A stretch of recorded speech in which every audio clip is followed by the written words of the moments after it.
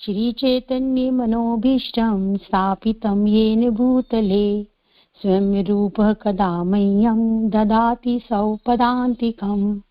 वन्देऽहं श्रीगुरोः श्रीयुतपदकमलं श्रीगुरून् वैष्णवश्च श्रीरूपं साग्रजातं सहगणरघुनाथविन्तं तं सजीवं साद्वैतं सावधूतं परिजनसहितं कृष्णचैतन्यदेवं श्रीराधाकृष्णपादान् सहगणललिता श्रीविशाखान्वितांश्च। हे कृष्ण करुणा सिन्धु दीनबन्धु जगत्पते गोपेश गोपिका कांत राधा कांत नमस्तुते। तप्त कांचन गौरांगी राधे वृंदावनेश्वरी वृषभानुसुते देवी प्रणमामि हरिप्रिया। वाञ्छाकल्पतरुभ्यश्च कृपा सिन्धुभ्यैव च पतितानां पावनेभ्यो वैष्णवेभ्यो नमो नमः। जय श्री कृष्ण चैतन्य प्रभु नित्यानंद श्री अद्वैत गदाधर श्रीवासादि गौर भक्त वृंद। हरे कृष्णा कृष्ण कृष्णा हरे हरे हरे राम राम राम हरे हरे। नमो ओम विष्णुपादाय कृष्ण पृष्ठाय भूतले श्रीमती कृतुदास जी अधिकारी नामिने। नमो ओम विष्णुपादाय कृष्ण पृष्ठाय भूतले श्रीमती भक्ति वेदांत स्वामी नामिने। नमस्ते सारस्वती देवे गौरवाणी प्रचारिणी निर्विशेष शून्यवादी पाश्चात्य देशतारिणी। गुरु महाराज की जय, श्री प्रपाद की जय। मैं सभी गुरुजनों से, गुरु परंपरा से और सब वैष्णव से आशीर्वाद लेती हूँ कि मैं जो मुझे सेवा मिली है मैं उसको ठीक से कर पाऊँ। सब मुझे आशीर्वाद दें। और मैं बहुत बहुत धन्यवाद करना चाहती हूँ कमलम जी माता जी का, जो उन्होंने इतना अच्छा संकल्प लिया है भगवद गीता को पढ़ने का, पढ़ाने का। हम सभी को अवसर मिलेगा सुनने का, पढ़ने का, तो सभी को लाभ होगा। तो ये बहुत सुंदर है। हमने ऐसे ही भागवतम भी पढ़ा था पिछले साल, मतलब बहुत अच्छा रहा था वो भी। और गुरुदेव की कृपा से, प्रभुपाद की कृपा से, सब वैष्णव की कृपा से ये भी हमारा बहुत अच्छा रहेगा। तो ये बहुत अच्छा है, हम बहुत खुश हैं इससे सभी। हरे कृष्णा, सभी को दंडवत प्रणाम। तो आज हमें भूमिका भगवद गीता यथारूप भूमिका पेज 5 से पढ़ना है। तो इसमें भगवद गीता में श्रील प्रभुपाद ने स्टार्टिंग में ही बहुत सुंदर भूमिका लिखी है। मतलब जैसे बहुत सारे वेद हैं, 4 वेद, 108 उपनिषद, 18 पुराण, महाभारत, रामायण, बहुत सारे शास्त्र हैं। पर सभी शास्त्रों का जो कुछ सारांश है वो कुछ ही मिनटों में कुरुक्षेत्र की रणभूमि में भगवान कृष्ण अर्जुन को प्रदान करते हैं। तो अर्जुन तो एक माध्यम है, एक्चुअल में तो भगवान ये ज्ञान हम जीवों को दे रहे हैं जिसकी प्रैक्टिस करके हम भगवत धाम जा सकें। जिस प्रकार कुरुक्षेत्र रणभूमि है उसी प्रकार हमारा जीवन भी संघर्ष से पूर्ण है। हमारे जीवन में बहुत संघर्ष, ऐसे जैसे रणभूमि में होता है ना कि बहुत द्वंद्व, बहुत ऐसे हमारे जीवन में भी बहुत द्वंद्व संघर्ष हम सभी के जीवन में हम देखते हैं, चलते ही रहते हैं। तो रणभूमि में भगवान श्री कृष्ण अर्जुन से कह रहे हैं कि कृष्ण भावना भावित होकर युद्ध करो जिससे आपका कल्याण होगा। उसी प्रकार जो हमारा जीवन संघर्ष है इसमें अगर हम कृष्ण भावना भावित रहेंगे तो हम बहुत ही सुंदर और आनंद में जीवन बिता सकते हैं। वैसे तो आत्मा है हम, लेकिन फिर भी भौतिक धरातल पर हम एक भौतिक शरीर प्राप्त होता है, उसको भौतिक शरीर से छूटकर, उससे मुक्त होकर ही हम आध्यात्मिक जगत में प्रवेश पा सकते हैं जहाँ सर्वोच्च आनंद है। और उस आनंद को प्राप्त करने के लिए हमें भगवद गीता पढ़ना चाहिए, प्रामाणिक व्यक्ति से सुनना चाहिए और उसे जीवन में उतारना चाहिए, है ना। ये बहुत जरूरी है हम लोगों के लिए। और वैसे हमारे पास इतना समय नहीं है, कलयुग के जीवों के पास इतना समय नहीं है कि वो सारे शास्त्रों को पढ़ें और उसका सारांश निकालें। इसके लिए भी भगवद गीता बहुत जरूरी थी।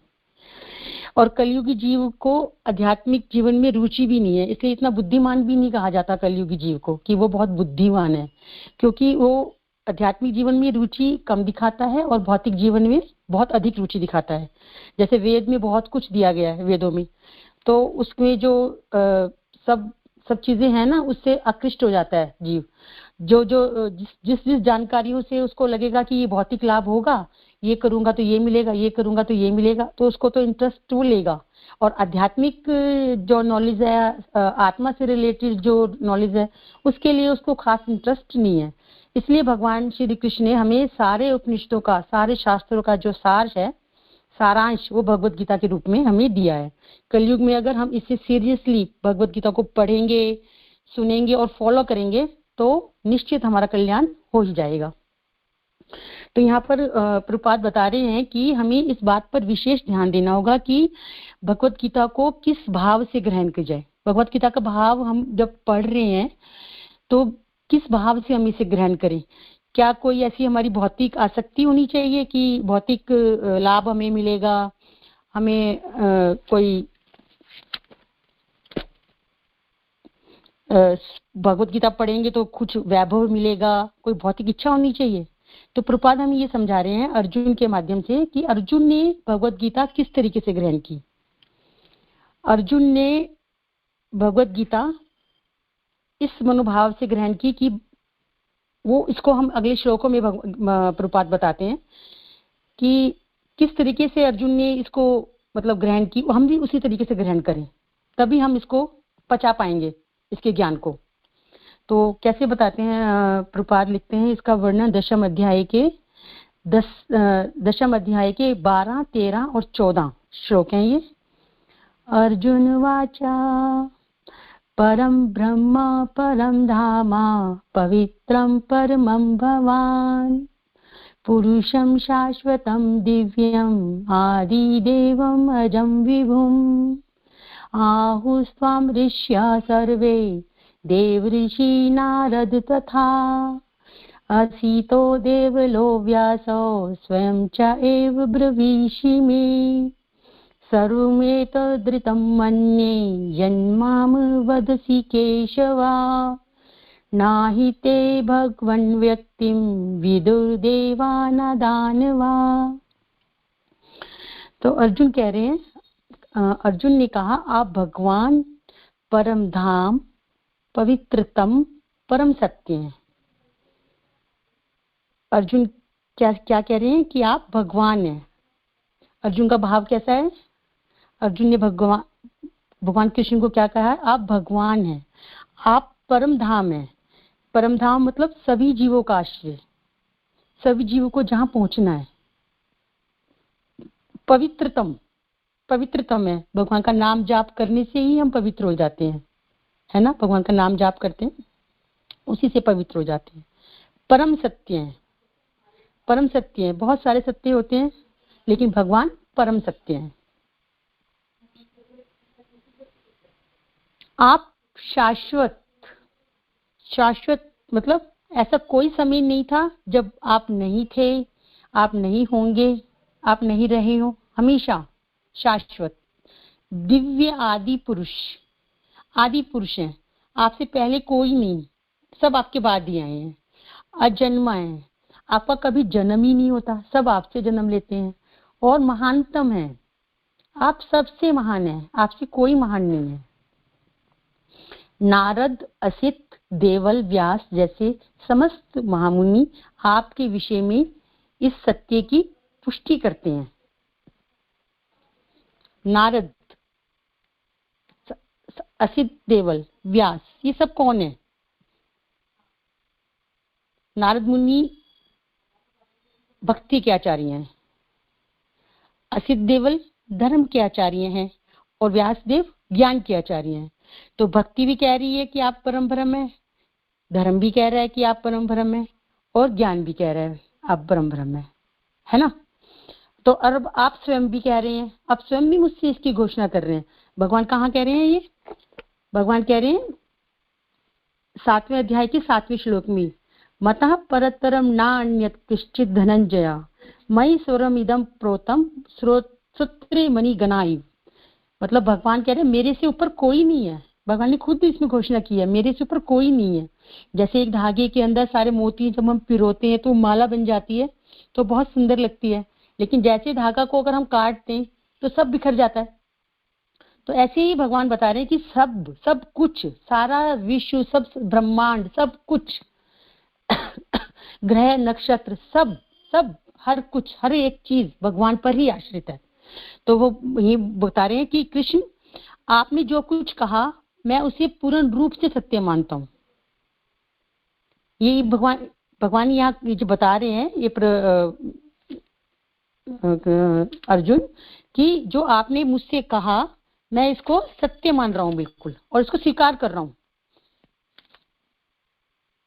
ना कोई देवता और ना ही असुर आपके व्यक्तित्व को समझ सकते हैं। क्या कह रहे हैं कि ना कोई देवता और ना कोई असुर आपके स्वरूप को, आपके व्यक्तित्व को समझ सकते हैं। जैसे कि कोई श्रद्धाहीन हो व्यक्ति, अर्जुन बता रहे हैं कि श्रद्धाहीन आसुरी प्रकृति वाले लोग भगवान कृष्ण को नहीं समझ सकते। जब देवतागण तक नहीं समझ पाते तो फिर जो हमारे इस आधुनिक जगत के विद्वान हैं वो कैसे समझ सकते हैं? वो भी नहीं समझ सकते। लेकिन भगवान की कृपा से भक्त समझ सकते हैं। अर्जुन समझ गया कि भगवान परम सत्य है, परम सत्य कृष्ण ही है, वो ही संपूर्ण है ना। मतलब देवता और असुर भी नहीं समझ पाते, लेकिन भगवान की कृपा से भक्त समझ पाते हैं, क्योंकि वो बहुत हद तक भगवान को समझने का प्रयास करते हैं। असुर और देवता नहीं समझ सकते। ये जो हमने ये जो श्लोक बोला है ना, ये एक तरीके से ये प्रेयर भी है। हम इसको डेली भगवान को ऐसे ऑफर भी कर सकते हैं। परम ब्रह्म परम धाम पवित्रम परमम भवान पुरुषम शाश्वतम दिव्यम आदि देवम अजम भयुम। बहुत सुंदर श्लोक है ये। तो इसमें आगे क्या बता रहे हैं कि भगवान से भगवत गीता सुनने के बाद अर्जुन ने कृष्ण को परम ब्रह्म स्वीकार कर लिया। मतलब भगवान से भगवत गीता सुनने के बाद भगवान प्रभुपाद क्या बताना चाह रहे हैं यहाँ पर कि हमारा मनोभाव भगवत गीता ग्रहण करने का क्या होगा, तो ये स्थिर रहेगी, हमारे अंदर टिक जाएगी। तो जिस भाव से अर्जुन ने सुना, अर्जुन ने जैसे स्वीकार किया, हमें वैसे ही स्वीकार करना होगा। मतलब भगवान से भगवत गीता सुनने के बाद अर्जुन ने स्वीकार कर लिया कि भगवान श्री कृष्ण ही भगवान है। भगवत गीता सुनने के बाद जैसे हम लोग भी भगवत गीता सुनते हैं, पढ़ते हैं, मान लेते हैं भगवान है, लेकिन उनकी सब शिक्षाओं पे अमल नहीं करते। भगवान कितनी बार, मतलब जो माता जी ने बताया कि 500 श्लोक बोले हैं भगवान ने, और 500 में से भी 200 श्लोक ऐसे हैं जिसमें भगवान ने ये वर्णन किया है कि आप क्या करोगे तो आप मेरे पास आओगे, आपको ये करना होगा तो आप ये करो। जैसे मन मना भव मद भक्तो मद्याजी मन नमस्कुरु सर्वधर्मान परित्यज्य माम एकम शरणम व्रज। मतलब इस तरीके से भगवान ने लगभग 200 के करीब श्लोक बोले हैं, जिसमें सिर्फ भगवान यही बता रहे हैं कि आपको क्या करना होगा। मतलब जीव क्या करेगा तो भगवान की शरण में आ जाएगा। भगवान मतलब बहुत सारे तरीके से भगवान हमें समझाने का प्रयत्न करते हैं, इसमें बताते हैं। लेकिन अर्जुन ने स्वीकार कर लिया, लेकिन हम शायद अभी इतनी शरणागति से स्वीकार अभी कर नहीं पाए हैं। तो यहीं प्रभुपाद बताना चाह रहे हैं कि हमें, जब हम अर्जुन जैसी शरणागति से स्वीकार कर लेंगे भगवान को, तभी हमारा कल्याण होगा, तभी हम तर सकते हैं, भगवान का धाम पा सकते हैं। भगवान अर्जुन ने स्वीकार कर लिया कि प्रत्येक जीव ब्रह्म है, लेकिन परम पुरुषोत्तम भगवान परम ब्रह्म है। भगवान श्री कृष्ण ही परम ब्रह्म है। परम धाम का अर्थ है सब जीवों के परम आश्रय या धाम। कृष्ण से ज्यादा कोई बेस्ट शेल्टर नहीं है, कोई हमें इससे ज्यादा मतलब बोलते हैं ना, सर्वधर्मान परित्यज्य माम एकम शरणम व्रज, भगवान बोलते हैं ना। तो भगवान से ज्यादा कौन है जो हमें अपनी शरण में रखेगा। हमारे पापों को भी सर्वधर्मान परित्यज्य माम एकम शरणम व्रज अहम त्वाम सर्व पापेभ्यो मोक्षयिष्यामि मा शुचा। मतलब हमारे पापों को भी लेने के लिए ऐसा कोई नहीं है, ऐसा कोई नजर नहीं आता। प्रभुपाद बता रहे हैं, गीता में भगवान बता रहे हैं। पवित्रम का अर्थ है कि वे शुद्ध हैं और भौतिक कलमश से अरंजित हैं। भौतिक कलमश से बेदाग हैं भगवान। भौतिक कलमश भगवान को स्पर्श भी नहीं कर सकता, चाहे वो भौतिक जगत में भी क्यों ना आए। इसी प्रकार जो भगवान की आज्ञा का पालन करते हैं, भगवान के शुद्धतम भगत, वो भी ऐसे ही हैं।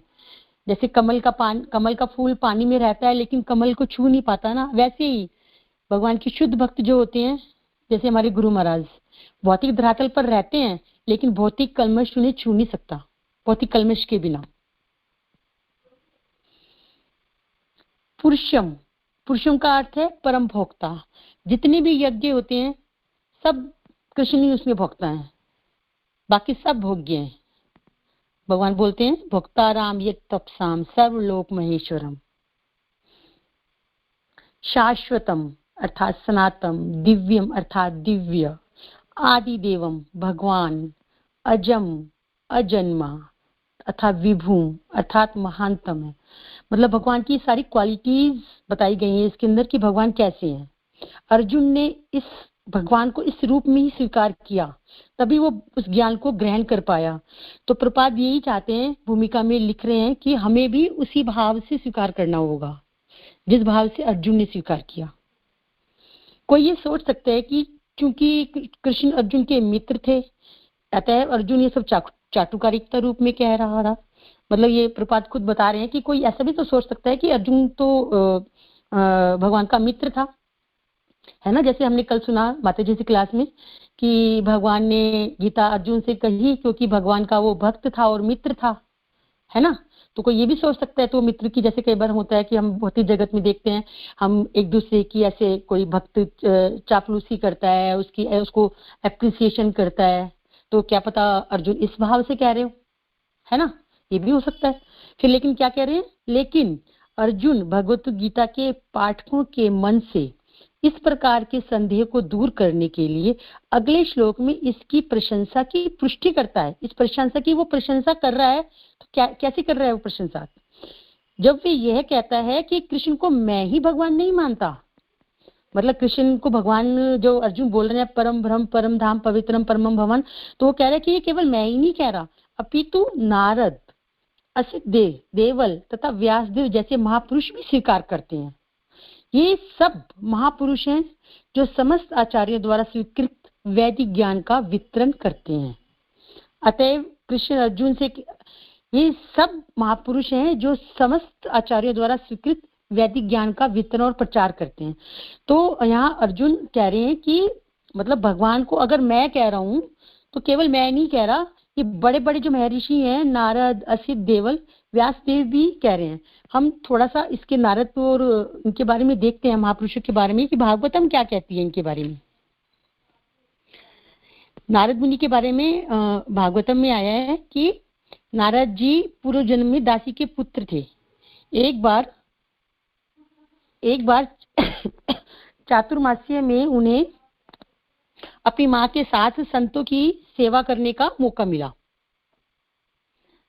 तो संतों की सेवा करते रहने के कारण उन्हें संतों की कृपा से आध्यात्मिक ज्ञान की प्राप्ति हुई। तो आध्यात्मिक ज्ञान की प्राप्ति हुई, उन्होंने संतों की सेवा की। तो बताया गया है भागवतम में कि जब शुद्ध संतों की शुद्ध सेवा की जाती है तो हमारे जो संचित कर्म है वो सब छूट जाते हैं, संचित कर्मों का फल से हमें छुटकारा मिल जाता है। वैसे अदरवाइज हम देखेंगे तो जो हमारे मतलब प्रारब्ध में कर्म है हमें वो भुगतना ही है। या तो हम उनको भगवान का नाम जाप करके बहुत शुद्धता से, या फिर हम भक्तों की सेवा करके अपने कर्म फल से छुटकारा पा सकते हैं, तब फिर हम भगवान के दिव्य धाम में जा सकते हैं। क्योंकि बिना इनसे मुक्त हुए भगवान के लोक में जाना असंभव है। प्रवेश तभी मिलता है जब हम शुद्ध हो जाते हैं। तो नारद मुनि ने इस शरीर को ही, अपने भौतिक शरीर को आध्यात्मिक कर लिया संतों की सेवा करके। नारद मुनि पूर्ण मुक्त जीव हैं जो निरंतर भगवान के यशोगान में लगे रहते हैं। वे ना केवल पृथ्वी पर अपितु ब्रह्मांड के किसी भी भाग में विचरण करने के लिए स्वतंत्र हैं। हम उनकी स्वतंत्रता के प्रसार तथा असीमता की कल्पना भी नहीं कर सकते, जो भगवान की स्वतंत्रता जैसी ही है। ये भागवतम बता रही है हमारे को कि नारद मुनि इतने, मतलब वो कहीं भी किसी भी उसमें जा सकते हैं, किसी भी ब्रह्मांड में जा सकते हैं। नारद मुनि अपनी बिना भगवान की दिव्य लीलाओं के यशोगान करने तथा ब्रह्मांड के समस्त दुखी जीवों को सहारा दिलाने के लिए बजाते हैं। नारद मुनि का बहुत सारे एग्जाम्पल है हमारे पास। अंग्यारी मुनि का, बिरग्यारी मुनि का उन्होंने उद्धार किया, नारद मुनि ने वाल्मीकि का उद्धार किया, है ना। नारद मुनि दुखी जीवों को भगवान के धाम वापस ले जाने के लिए सर्वत्र विचरण करते हैं, यही एकमात्र उनका उद्देश्य है। तो हम भगवत भक्तों का भी यही उद्देश्य होने चाहिए, श्री प्रभुपाद की कृपा से, गुरु महाराज की कृपा से, कि हम भी ज्यादा से ज्यादा भगवान का संदेश, भगवत गीता का संदेश लोगों को बताएं, जिससे कि भगवान के ये जो दिव्य संदेश है वो सब लोगों को पता चले, और सबके अंदर जो एक अज्ञानता में वो रह रहे हैं, जो उन्हें पता ही नहीं है कि हमें करना क्या है, जो जन्म मृत्यु के चक्र में इतने बुरी तरह से फंसे हुए हैं सब लोग। तो जब हम भगवत गीता का ज्ञान सब भक्त लोग प्रभुपाद की कृपा से देंगे तो लोगों को कुछ पता चलेगा कि हाँ, हम इससे अलग भी हमें कुछ करना है। तो हम भगवत भक्तों का भी यही उद्देश्य होना चाहिए। ठीक है। तो व्यासदेव जी के बारे में बताया गया है कि व्यासदेव जी को भगवान का शक्ति अविशक्तार भी कहा जाता है। ये इनके पिता का नाम पराशर मुनि और माता का नाम सत्यवती है, और इन्होंने वेद भी लिखे हैं। वेद तो सारे हम देखते ही हैं, ये 18 पुराण, 108 उपनिषद, 4 वेद, ये सब उन्हीं की रचना है। और पहले यजुर्वेद नाम का एक वेद था, लेकिन उसी में यज्ञ के चारों विभागों का विशेष उल्लेख था, लेकिन उसको सरल बनाने के उद्देश्य से, अधिक सरल बनाने के लिए, जिससे लोगों को अच्छे से समझ में आ जाए, ये 4 भागों में बांट दिया गया। ऋग्वेद, यजुर्वेद, सामवेद, अथर्ववेद, और महाभारत भी लिखा इन्होंने। और इनका एक नाम, क्योंकि इन्होंने वेदों का ऐसे डिवीजन किया था, इसलिए इनको वेद व्यास कहा गया। और एक इनका नाम दूसरा है कृष्ण द्वैपायन। इनके द्वैपायन नाम इनके बर्थ प्लेस की वजह से इनको मिला है, एक टापू पर इनका जन्म हुआ था। और व्यासदेव जैसे ऋषि मुक्त आत्मा होते हैं, वे भूत और भविष्य को देख सकते हैं। वे देख सकते थे आगे कि श्रद्धाहीन व्यक्तियों की कलयुग के अंदर आयु क्षीण होगी, और उन्हें मतलब क्या कहते हैं, आध्यात्मिकता को कोई ज्ञान ही नहीं होगा उन्हें, मतलब ऐसा अवेयरनेस भी नहीं होगी कि हमें ये चीज लेनी है, हमें उसके लिए कोई जागरूक भी नहीं होंगे। वो पहले से जान रहे थे। जैसे कोई ज्योतिषी देख लेता है ना, किसी की हथेली देख के मनुष्य का भाग्य देख लेता है, या फिर जो ये एस्ट्रोलॉजर वगैरह होते हैं, ये चंद्रमा और सूर्य ग्रहण की इनकी भविष्यवाणी वगैरह करते हैं, इसी प्रकार वो शास्त्रों के भीतर झांक सकते थे कि पहले से बता देते थे कि मानवता का भविष्य कि क्या होगा। तो उन्होंने अपनी आध्यात्मिक पैनी दृष्टि से सब कुछ देख लिया कि कलयुग का जीव कितना अधीर, कितनी उसकी आयु कम होगी, किसकी उसकी बुद्धि मंद होगी। तो उसलिए उन्होंने ये सब शास्त्र लिख दिए जिससे कि सबका कल्याण हो। भले ये व्यक्ति सब भिन्न भिन्न हो, लेकिन उनका उद्देश्य सबका एक ही है कि पतित आत्माओं को भगवत धाम वापस भेजे। कैसे उनका वापस भेजा जाए, कैसे उनका उद्धार हो। ठीक है ना। तो इसमें ये आगे हम पढ़ते हैं, ये सब महापुरुष इसी चीज को फैलाते हैं कि पतित आत्माओं का कैसे उद्धार हो। अर्जुन आगे कहते हैं भगवान कृष्ण से कि वो जो कुछ भी कहते हैं उसे वो पूर्ण सत्य मानता है। मतलब अर्जुन भगवान से बिल्कुल एग्री है कि भगवान जो कह रहे हैं वो बिल्कुल ठीक कह रहे हैं। सर्वम दूतम मन्नि, आप जो कुछ कहते हैं उसे मैं सत्य मानता हूं। मतलब भगवान की बात पर हमें विश्वास करना चाहिए। विश्वास के बिना भक्ति में हम आगे नहीं बढ़ सकते। जैसे हम देखते हैं, जैसे भौतिक जगत में कई बार बहुत लोग कुछ बोलते हैं और फिर बाद में सॉरी सॉरी बोल देते हैं कि सॉरी सॉरी, और फिर दोबारा फिर कुछ हम उनकी बात पर विश्वास कर लेते हैं, फिर वो कुछ गलत ऐसा बोल देते हैं, फिर सॉरी बोलते हैं, तो फिर हम इसकी बात पर विश्वास कर लेते हैं। तो लेकिन भगवान की बात अटल है, भगवान ने जो कहा है ना वो बिल्कुल सत्य है, वो कभी इधर उधर नहीं होता। तो भगवान के वचनों पर हमें विश्वास करना ही होगा, तभी हम भक्ति में आगे बढ़ सकते हैं। अर्जुन ये भी कहते हैं कि भगवान के व्यक्तित्व को समझ पाना बहुत कठिन है, यहाँ तक कि बड़े बड़े देवता भी उन्हें नहीं समझ सकते। भगवान को ब्रह्मा शिव जी जैसे देवता भी बड़े बड़े उनको नहीं समझ पाते। अतएव मानव भक्त बने बिना भगवान श्री कृष्ण को कैसे समझ सकते हैं।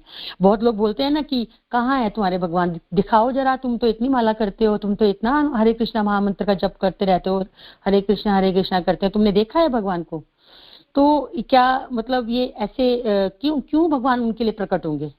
तो उनके लिए भक्ति करनी पड़ेगी, भगवान को हमें सरेंडर करना होगा। अगर हमें भगवान को समझना है तो हमें शास्त्रों को समझना होगा। लोग बहुत आसानी से भूल जाते हैं, मतलब भक्ति नहीं करी है उन्होंने, बस ऐसे ही बोल देते हैं। तो पहले हमें भक्त बनना होगा, तब हमें भगवान समझ में आएंगे। भगवान बोलते हैं ना, भक्तिया माम अभिजानाति याव निश्चय तत्वता। जब तक हम भगवत गीता को भक्ति भाव से ग्रहण नहीं करेंगे, जब तक हम भगवत गीता को में भगवान को समझेंगे नहीं, तब तक हमें भगवत गीता समझ में नहीं आएगी। ये भगवत गीता का एक बहुत बड़ा रहस्य है। भगवान श्री कृष्ण साक्षात पुरुषोत्तम भगवान है। बहुत सारे लोग होते हैं ना, जैसे भगवान बनने का प्रयत्न करते हैं, वो कह देते हैं कि वो हाँ भगवान, मतलब भगवान नहीं मानते, ऐसे बोल देते हैं कि हाँ कृष्ण एक महान व्यक्ति थे या कोई सामान्य पुरुष थे। मतलब ये सब हमें ऐसा नहीं सुनना, ऐसा नहीं करना, ये सब बिल्कुल झूठ है, यह सत्य है। किसी को ऐसा सोचना ही नहीं चाहिए, क्योंकि भगवान कृष्ण स्वयं भगवान है, स्वयं परम पुरुषोत्तम भगवान है। भगवान कृष्ण गीता में कहते हैं ना कि जो अज्ञानी है वो मुझे मनुष्य समझकर मेरा उपहास उड़ाते हैं। ऐसे व्यक्ति को भगवत गीता का मर्म बिल्कुल भी समझ में नहीं आ सकता। भगवान कहते हैं,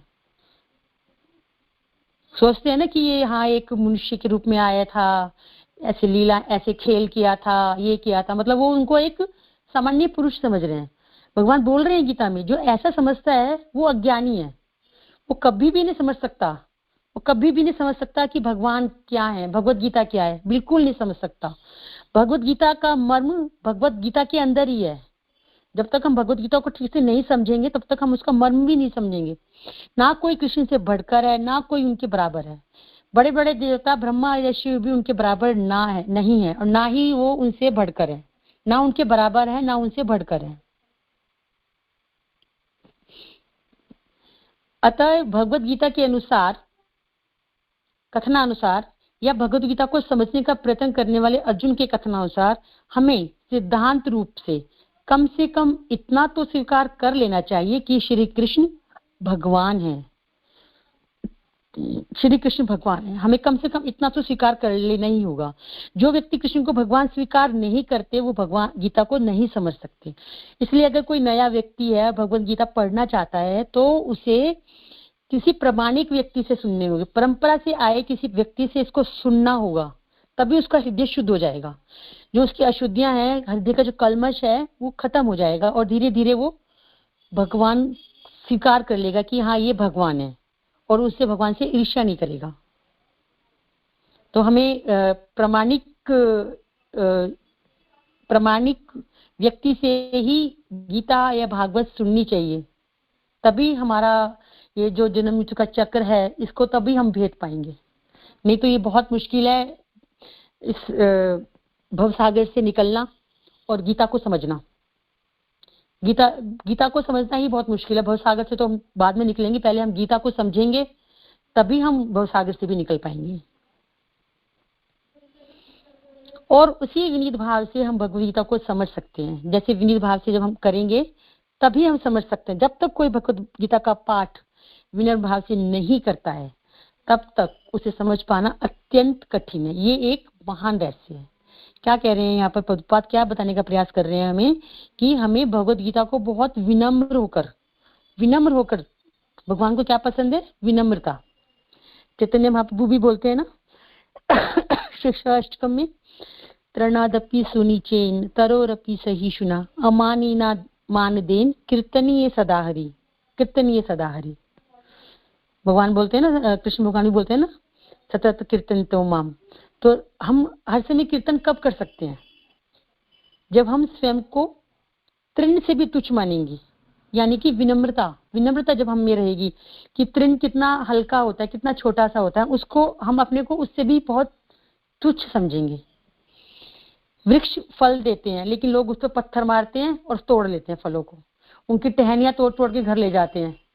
वृक्ष छाया देते हैं, वृक्ष फल देते हैं, लेकिन उसको ही हार्म करते हैं, उसको ही हानि पहुंचाते हैं, वो फिर भी सहन करते हैं।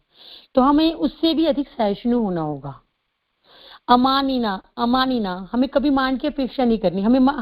हमें दुख क्यों होता है? हम लोग दूसरों से अपेक्षा करते हैं ना कि हमारे को ये मान देगा, हमें ये सम्मान देगा, हम ऐसी इच्छा रखते हैं, और जब हमें नहीं मिलता है तो हमें दुख होता है।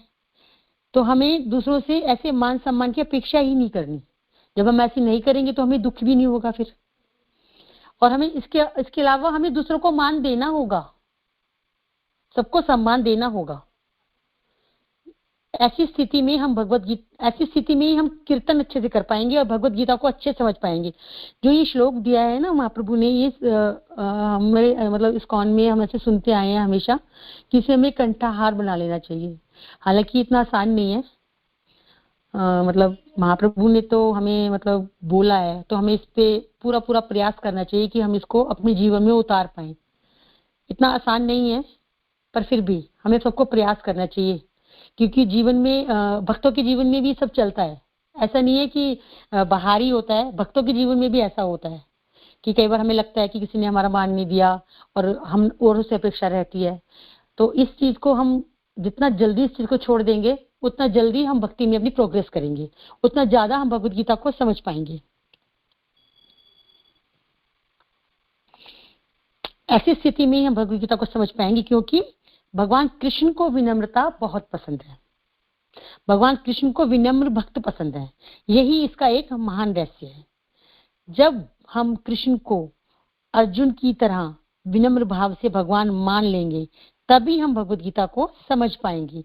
यदि भगवान कृष्ण को भगवान ना माने और एक महान व्यक्ति मान लें, बड़ा देवी देवता मान लें, कोई योगी मान लें, तो हम भगवत गीता को नहीं समझ सकते। अगर कृष्ण को परम ब्रह्म परमेश्वर माने, जैसे अर्जुन ने मान लिया, जैसे अर्जुन ने बोला परम ब्रह्म परम धाम पवित्रम परमम भवान पुरुषम शाश्वतम दिव्यम आदि देवम अजम विभू। जब हम भी भगवान को ऐसे मान लेंगे जैसे ऋषि मुनियों ने मान लिया, असितो देवलो व्यासा, तो हम भगवत गीता को समझ सकते हैं।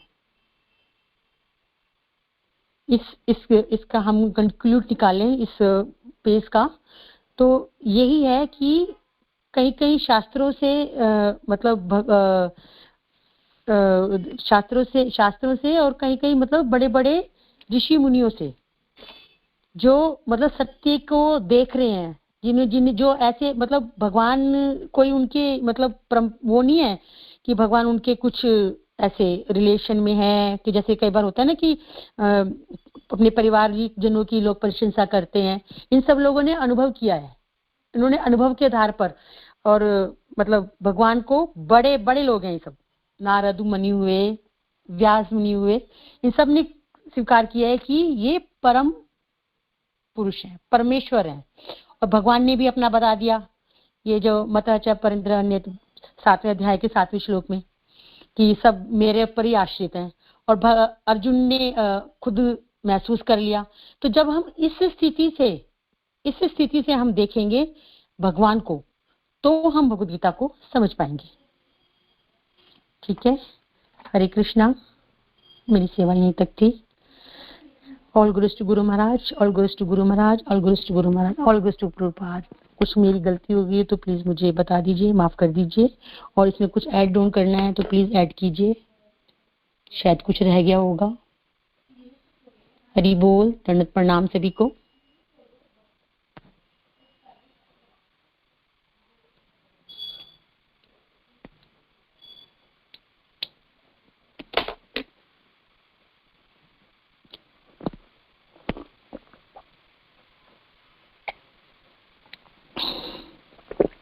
किसी को कुछ पूछना है तो पूछ सकते हैं।